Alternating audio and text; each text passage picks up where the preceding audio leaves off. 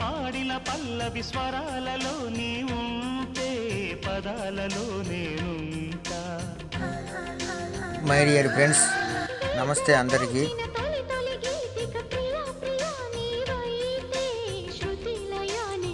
White గులాబీ చాలా beautiful flower. మన మొక్క అయితే పూలైతే కాసింది.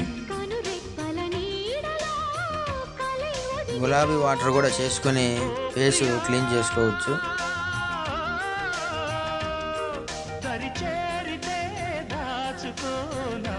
మీరు కూడా ఈ మొక్కను ఒకదాన్ని పెంచండి.